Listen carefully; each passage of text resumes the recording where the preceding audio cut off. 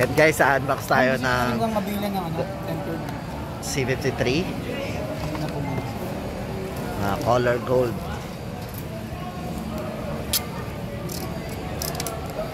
Kaliwa. Ang lakas sa market. Market. Ang lakas sa market oh.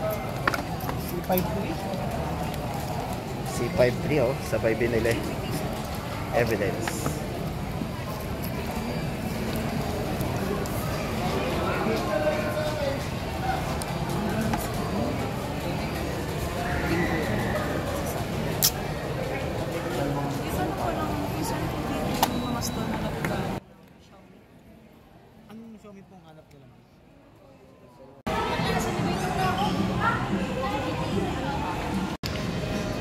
Guys, ngayong May 14, 2024 para sa latest update po natin dito kay Realme. Guys, ito sa mga naghahanap dyan ng update. O ito, bago tayo pumunta sa mga malls guys, ito po yung ating latest update dito kay Realme. Yan. O ito na, umpisahan na po natin. Doon na tayo sa mga budget phone ni Realme. Guys, ito sa mga naghahanap ng budget phone dito kay Realme, ito na yung ating latest update ngayong May 14, 2024. Realme Note 50. Ito guys, may dalawang variants po ito ngayon. Kompleto na sila doon sa sa mabababa. Guys, ito naka 8GB RAM 64, 3,599.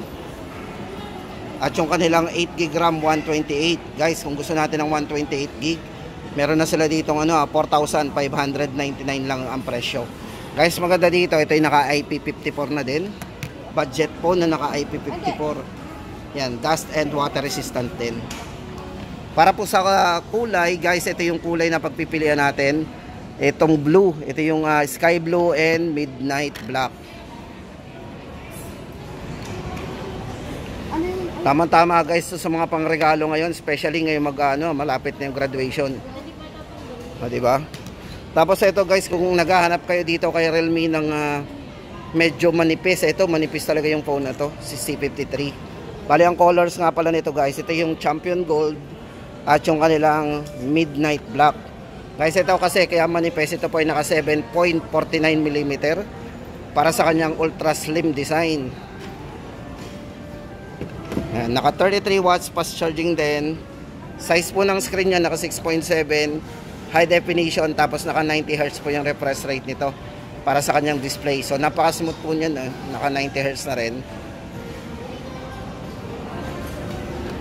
Ito guys, para sa dalawang variants nito, ito po yung price na pagpipilian natin. Yan, 7,499 na lang, dating 7,999. Ito po ay naka 12GB RAM 128, may mataas na RAM din. Tapos yung kanyang 256GB. Guys, kung gusto natin ng 256, maximum RAM 16GB RAM, dating 8,999 po yan, ngayon po ay 7,999. Naka fast charging na po ito, 33 watts, 6.7 high definition plus 90Hz refresh rate. At syempre yung isa sa highlights ito yung kanyang nipis, 7.49mm. At ito guys, may malinaw na rin namang camera, 50 megapixel po para sa kanyang main camera.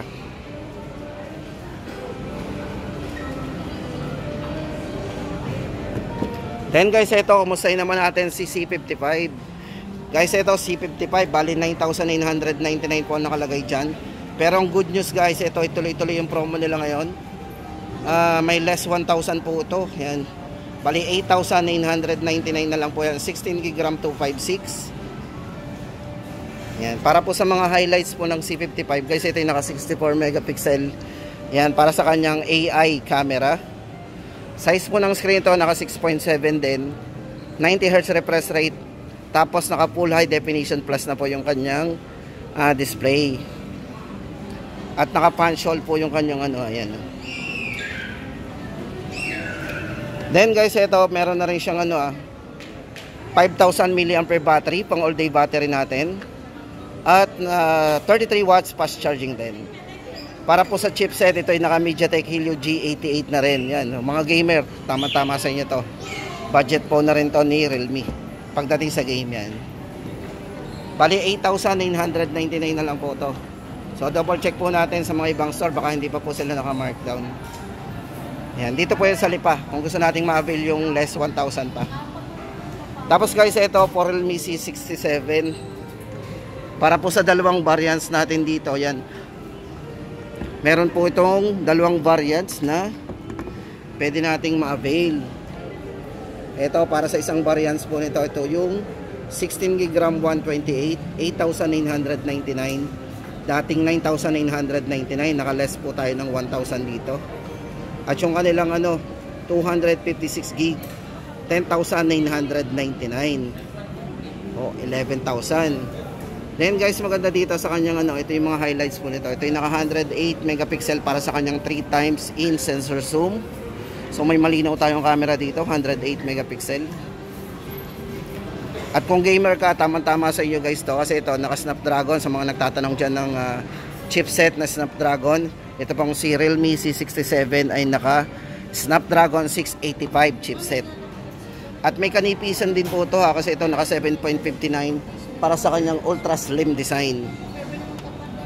Guys, yan ang ating latest update. 8,999, 16GB 128 at 16GB 256, 10,999.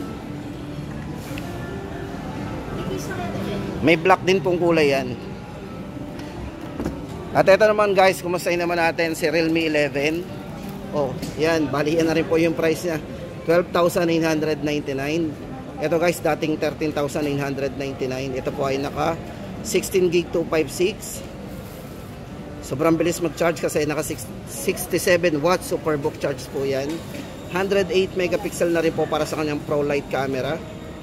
At yan, naka MediaTek Helio G99. Tamang-tama sa mga gamer kasi ito ay may gaming chipset na MediaTek Helio G99. Ito guys, maganda dito, very handy Itong si Realme 11. Very handy, tapos naka Super AMOLED display. So napakabibid po ng display nito.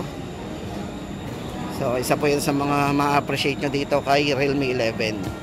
Para po sa color guys, ito yung magandang kulay. May isa pang kulay ito Ayan, ito po yung isang magandang kulay nya. Naka glory gold po yan. Ayan. Tapos guys, ito naman Realme 12. Kumustahin din natin, ito yung bago po sa kanila. Ito yung pinakahuling lumabas, Realme 12 5G. Bale, price po nito is 14,999. Naka 16GB RAM 256, 108 megapixel 3x zoom para sa kanyang portrait camera. Yan, trendy watch design. So same po yan ng mga luxury watch. Ayan, trendy watch design yung kanyang design sa likod. At size ng screen guys, naka 6.7. At napaka-smooth ng screen to kasi naka 120Hz po yung refresh rate nya. Yan. Para po sa chipset, ito po yung chipset nyan. MediaTek Dimensity 6100 Plus. O, diba?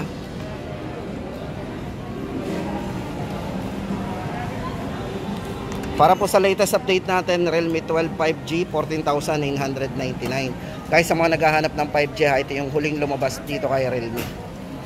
Tapos guys, dito pa tayo, 12 series pa rin. Para po sa kay Realme 12 Plus 5G. Guys, ito maganda dito, naka vegan leather ang likod nito. Then inspired din ng luxury watches po yung design din niya. So same po siya ng mga luxury watches. At yung vegan leather po na ginamit sa kanya is usually ginagamit po ito ng mga sikat na mga brand ng mga bag. Kasi yung leather na ginamit, naka vegan leather. Para po sa latest update po natin, dito ang available po nilang variant ay itong 24GB 256. Bali ito ay 19,999. Para po sa chipset, naka MediaTek Dimensity 7050. Mataas na po yan guys At naka 120Hz refresh rate, Super AMOLED display. So guys, napakabibid ng display nya. Noon need na tayo mag-adjust ng mga brightness kasi nga po napaka liwanag na ng kanyang display. So vivid display. At syempre guys, kung mahilig ka sa camera, tamang-tama sa ito kasi ito ay naka Sony lens camera. Liwanag ng camera niyo. Grabe. At naka 0.6 din, meron siyang ultra wide. Hindi na tayo atras kung magkukuha na tayong maraming subject. 'Di ba? Kasi meron siyang ultra wide 0.6. Ibig sabihin ng 0.6 guys is naka 112 degree po ang kaya niyang sakupin. Yan, para sa update natin, 19,999. Ito po yung flat design. Tapos guys, ito naman sa quad. Ito yung naka-curve. So napakaganda rin itong hawakan. Ito guys, naka-leather design din to. Yan, para sa latest update po natin dito kay Realme 12 Pro Plus 5G. 25,999. Isang variant lang po to. Pero maganda dito guys, naka 512 gig na po yan, 24 gig maximum RAM, 64 megapixel para sa kanyang main camera, naka periscope portrait camera yan, 50 MP para sa kanyang Sony IMX with optical image stabilization po ang camera, napaka smooth, walang kagalaw-galaw. At ito, Qualcomm Snapdragon 7S Generation 2 ang ginamit na chipset. Yan, wala na tayong hanapin dito guys, kompleto to. Realme 12 Pro Plus 5G, 25,999. No worry guys, kasi kung gusto natin ng card dito sa kanilang mga mid-range and top, kumbaga pinaka high-end po nila, ito po yung naka 0% sa mga credit cards. At pwede rin pong installment siya kung gusto natin mag-avail. Ayan guys, ang ating latest update dito. Kung gusto natin mag-avail ng kanilang mga high-end ito, especially yung kanilang Realme 12 Pro Plus 5G. Ayan guys, ang ating latest update ngayon dito kay Realme ngayong May 14, 2024.